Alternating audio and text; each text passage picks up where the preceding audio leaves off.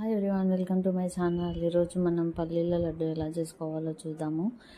పల్లి చిక్కీ అయితే గట్టిగా ఉంటుంది కాబట్టి పిల్లలు తింటారు కాబట్టి ఒకసారి ఇలా ట్రై చేసుకోవచ్చు. ఫస్ట్ మనం పల్లీలను వేయించుకొని పొట్టు తీసుకోవాలి.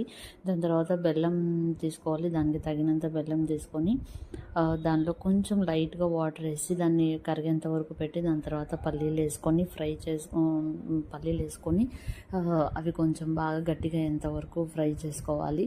దాని తర్వాత కావాలంటే మనం అలాగే తినేయచ్చు, పెద్దవాళ్ళు అయితే అలాగే తినేయచ్చు, లేదంటే పిల్లల కోసం అంటే దాన్ని పౌడర్ చేసుకోవచ్చు. నేను ఇక్కడైతే పౌడర్ చేశాను. పౌడర్ చేసి కొంచెం డ్రైగా ఉన్నందుకు పౌడర్ నేను ఇక్కడ కాంచిన హాఫ్ గ్లాస్ పాలు యూస్ చేశాను, నెయ్యి యూస్ చేశాను అవి లడ్డు కట్టడానికి.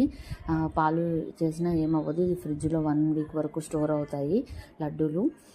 పిల్లలకి మాత్రం చాలా ఇష్టంగా తింటారు. డైరెక్ట్ పలుకులు లేకోకుండా లైట్గా పలుకులుగా మనం గ్రైండ్ చేసుకోవాలి బరకగా. తర్వాత లడ్డూలు చేసుకునేదే. ఇవైతే 1 వీక్ వరకు ఫ్రిడ్జ్లో స్టోర్ అవుతాయి. పిల్లలు అయితే చాలా ఇష్టంగా తింటారండి. ఒకసారి మీరు కూడా ట్రై చేయండి. Thank you for watching my video. For more videos please subscribe my channel. Thank you.